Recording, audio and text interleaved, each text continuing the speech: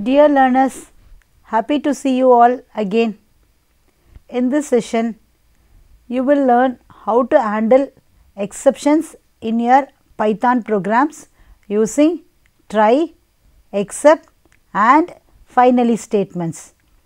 This module will encourage you to write clean, readable and efficient code in Python. Till now, we have explored basic Python. If you are new to a programming language, then you might have faced a lot of hurdles during programming till now. The hurdles may be generated due to errors. A Python program terminates as soon as it encounters an error. In Python, an error can be a syntax error or an exception. In this module, we will discuss what an exception is, how it differs from a syntax error. First, let us try to understand the difference between an exception and a syntax error. Syntax errors occur when the parser deducts an incorrect statement. Observe the example on the console. Here we have a print statement wherein opening parenthesis is missing, and in the next print statement a double quote is missing, closing quote is missing. When you run these two lines, see what error you are getting. In the example seen, there was an extra bracket and a missing quotes. These are syntax error. What is a syntax error? A syntax error is an error in the syntax of programming language. That is, the errors caused by not following the proper structure of the language are called syntax or parsing errors. Syntax error is caught by the compiler or interpreter, and we have to fix them for correct execution of the program. Now, you remove the errors and run the code again, you will get the output, right? Okay. Coming to exception. What is an exception? Try running the Python statement on the console in your interpreter. Here we have a print statement which divides the value of 10 by 0. When you run the statement, see what you are getting. In the statement, just you tried. Did you find any syntax error? Of course, no syntax error. Syntactically a correct statement. But what did you get? This time we ran into an exception error. This type of error occurs whenever syntactically correct statement results into an error. The last line of the message from the Python interpreter tells what type of exception error you got. Instead of showing the message as an exception error, Python gives the details of what type of exception error was there. In our example, it is zero division error. Python has various built-in exceptions, and also let us create user defined exception. We will discuss them later in this module. So, what is an exception? An exception is defined as a condition that causes an abnormal termination of the program. Therefore, whenever an exception occurs, the program halts the execution and thus the further code is not executed. Therefore, an exception is the error which Python script is unable to handle. So, for the gradual termination of the program, we need to handle the exception. Python provides a way to handle the exception so that the other part of the code can be executed without any disruption. But if you do not handle the exception, the interpreter does not execute all the code that exists after that. Shall we try one more example for an exception? Watch the code over the screen and also see the output. Here we have a list having 3 elements. In the first print statement, we are printing the second element, that is the element having the index 1. In the second print statement, we are trying to print the element having the index 3, that is the fourth element, but the list has only 3 elements. So, when we run the script, see what exception you are getting. Syntactically, there is no error in the script. The element in the second index is accessible, but when we try to access the fourth array element having the index 3, which is out of bound of the list, an exception called index error is raised. Even though the last statement, that is the statement which prints the first element, is correct, it was not executed. This is because once the exception has occurred, the execution of the program has been stopped abruptly. Hope you understood what an exception is and how it differs from an error. Having seen how an exception occurs, let us see how to handle it. If we do not handle exception, it will lead abrupt termination of a program. So, for gradual shutdown of a program, we need to take care of and handle exception. So, exception handling is an appropriate method for handling the errors and special conditions in a program. When you think that you have a code which can produce an error, then you can use exception handling. So, if you have a doubt that some of the statements in your script may raise an exception, you can defend your program by placing the suspicious code in a try block. After the try block, put an except statement followed by a block of code which handles the problem gracefully. Have a look on the screen for the syntax of using try and catch. Here you can see how to define exception handling in Python. You have a try block, you put the codes which may raise exception inside the try block, followed that you have an except block wherein you can handle the exception. As you have seen, exceptions are handled using a try statement. A suspicious code which can raise exception is placed inside the try class, and the code that handles the exception is written in except class. It is you to decide what operations to be performed once we catch the exception. Here is a simple example. Have a glance over the console. Here we have a statement which divides 10 by 0, which may cause an exception. So, we put them it inside the try block, and following the try block we have an except block which handle the exception. See the output when you run the script. So, in this example we put the suspicious statements, that is the statement which may cause problem inside a try block. In our case, it is a statement that divides 10 by 0 and prints the result. This statement throws an exception. So, we have an except block that catches the exception and handles it. This leads to grace closing of the program. Just recollect what was the output when we run the same code without handling the exception. Shall we rewrite the example which generated index out of range exception using exception handling? Try what you see on the screen. Now, we have put the statement which we suspect that it will raise an exception inside the try block. Following that, we have an exception block to handle this exception. Just compare this result with the results what you have written without using exception handling.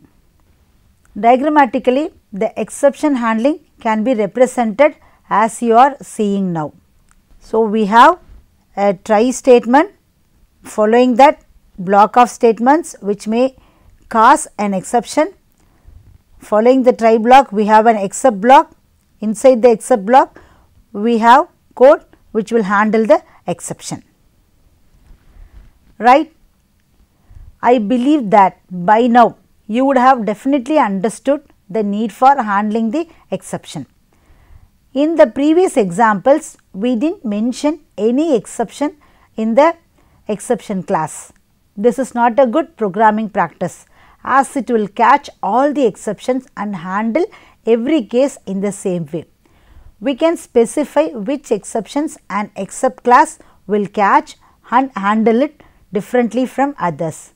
In order to do so, Python provides several built-in exceptions. A table which lists the set of built-in exceptions supported in Python can be seen over the console. Here you can see the list of exceptions and the reasons why these exceptions occur. Again a set of exceptions along with cause for exception.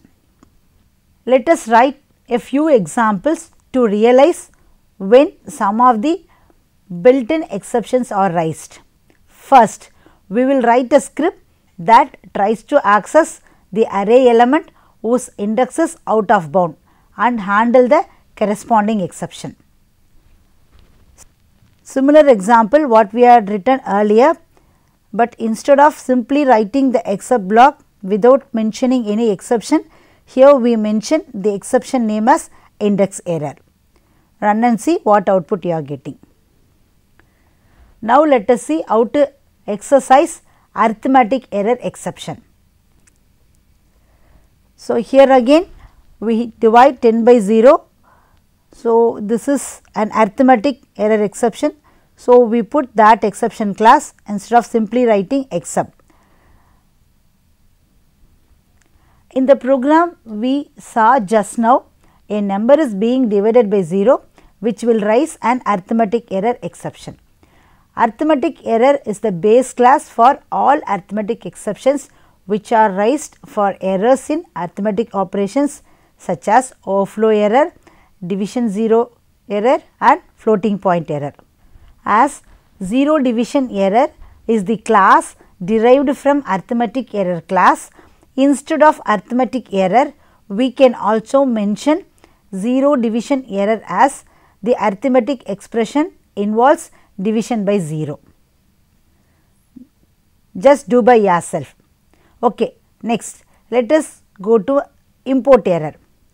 Import error occurs when you try to import a module which does not exist.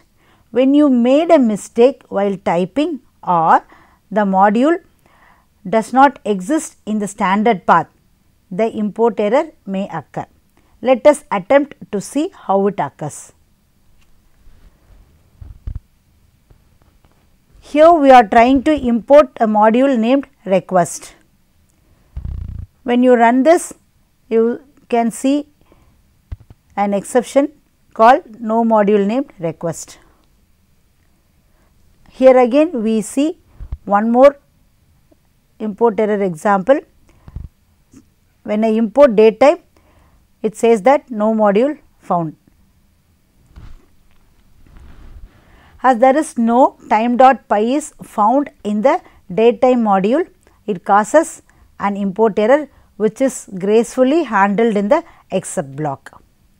Now let us move on to keyboard interrupt. The keyboard interrupt exception is raised when we try to stop running a program by pressing Ctrl C while giving the input. Consider the script over the console. So when you run the script, it will expect you to enter the name. After entering the name, before entering the age, if we press Ctrl C, keyboard interrupt rises. When the same code is rewritten to handle the exception, see what you are getting. When you run the same program again and when you press Ctrl C before entering the age, the exception is handled and program is terminated gradually. Then what is next? Next comes the key error. What is it? The key error is raised when you try to access a key which is not in the dictionary. This means the key does not exist. Shall we try a script to demonstrate the key error? So, here we have a dictionary MyDict having 3 keys 1, 2 and 3, but the print statement tries to print with the key 5. So, when you run the script, it leads to key error.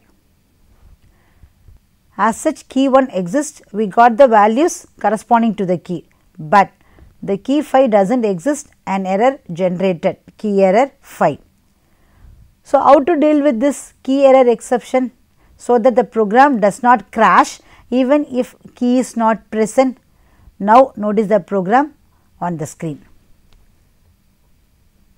The same program is rewritten using try and except block. Now, when you run the script, the program terminates gradually by saying the key not exist. Let us do one more exception, value error exception. Your value error exception occurs when a function receives an argument that has right type but an appropriate value. Let us see an example.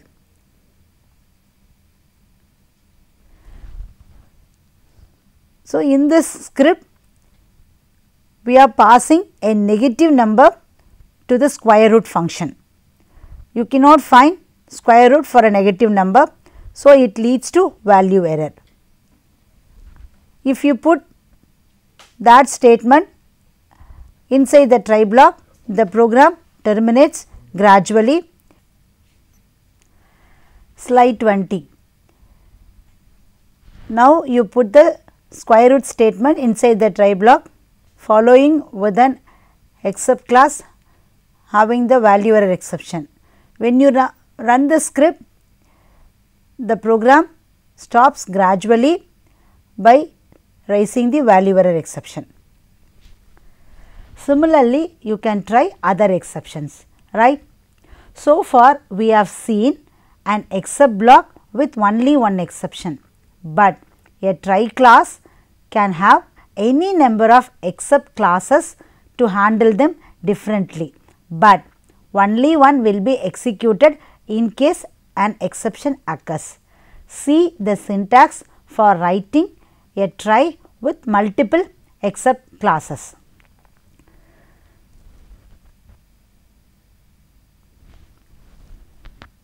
Let us work out one example script which can handle multiple exceptions. Here we have a list and the list items are divided by the number input by the user. These statements are put inside the try block. Following that, we have two except classes, one for handling index error and one for handling division error. For the input, when you enter 0, what happens?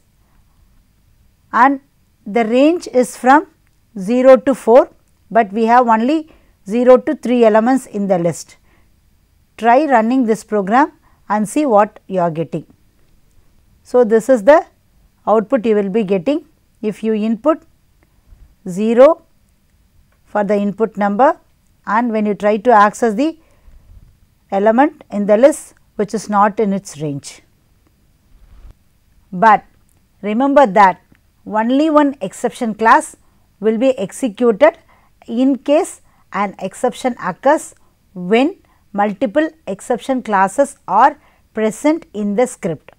If there are many statements in the try block which cause exception, the one which will cause the exception first alone will be handled. That is, the program control switches to except block, leaving the other statements to handle the appropriate exception block. Another point to be noted here is we can also use else in the exception handling.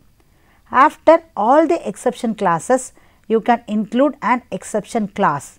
The code in the else block executes if the code in the try block does not raise an exception.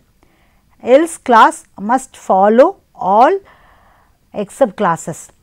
It is useful for code that must be executed if the try class does not raise an exception. Let us have an example for else class.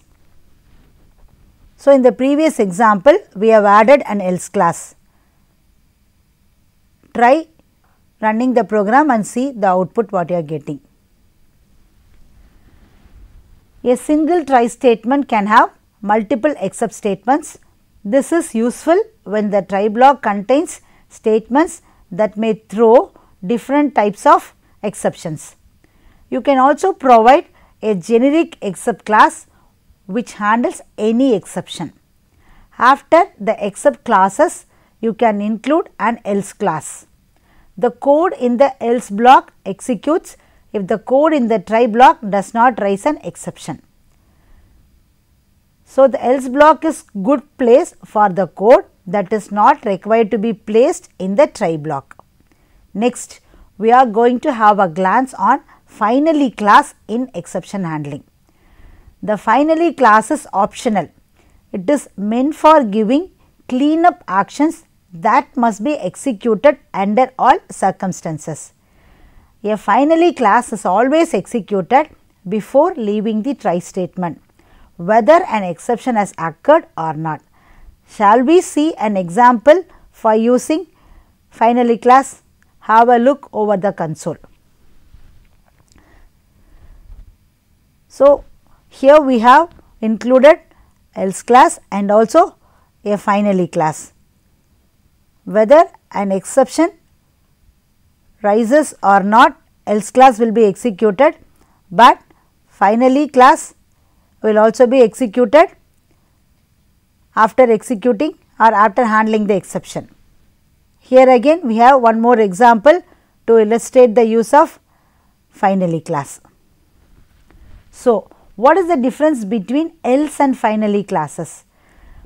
Else class will get executed only when no exception is raised by the statements inside the try block, but a finally block will be always executed irrespective of whether an exception is raised or not. Till now, we have been exploring the built-in functions provided by Python. However, sometimes we may need to raise exceptions manually instead of being raised automatically. Raise statements is used for raising an exception manually in Python. The syntax to use raise statement can be seen. So, the syntax for raising exception manually is keyword raise followed by the name of the exception class with an optional value. Here you can see an example of raising a value error if the age is less than 18. Having seen elaborately how to handle the exception in Python, let us now turn our attention to writing our own exception. In the previous example, we saw how to raise a built-in exception manually, which forces your program to output an error when something goes wrong. Nevertheless, sometimes you may be required to create custom exceptions that serve your purpose. In Python, users can define such exceptions by creating a new class. This exception class has to be derived from exception class either directly or indirectly. Most of the built-in exceptions which we have listed earlier are derived from this class only. Let us see an example.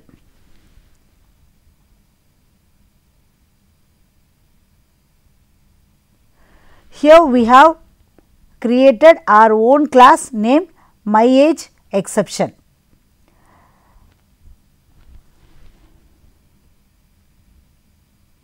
Here again we have the same example, but this time when we raise an exception, we pass a string which is passed as an argument to the exception class, and that string gets displayed when an exception is raised. So, in the user defined exception examples, we create a class called myAgeException, which is a subclass of exception. We can then raise myAgeException in a raise statement and check for myAgeException in the except class. This new exception can be raised like other exception using the raise statement with an optional error message. In order to handle the error message, we define a constructor in the myAgeException class which takes the error message as argument. When the myAgeException is raised, the error message is passed to the constructor. The variable ageExcept is used to create an instance of the myAgeException class. Hope you are now clear the need for and how to handle exceptions. Okay. So, we have come to the end of this module. After having seen the differences between syntax errors and exceptions, we focused on various ways to raise, catch and handle exception in Python. So, here are the key takeaways from this module. Python facilitates us to specify the exception with except statement.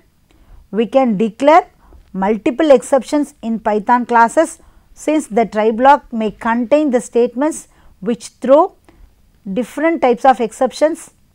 We can also mention an else block along with try except statement which will be executed if no exception is raised in the try block.